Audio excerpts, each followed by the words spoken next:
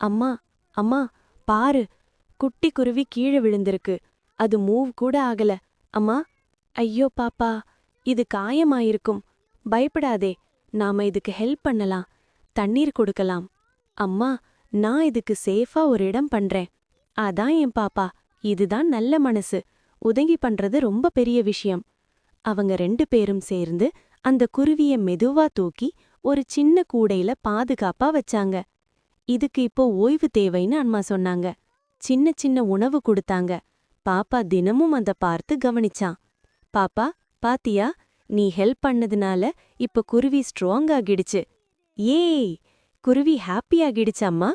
ஒரு நாள் அந்த குருவி பறக்க ரெடியா நின்றது. பாப்பா சிரிச்சுக்கிட்டு, பாய் குருவி, கேர்ஃபுல்லா போன்னு கையசைச்சான்.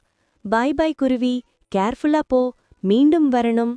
அந்த குருவி சந்தோஷமா வானத்துல பறந்துச்சு.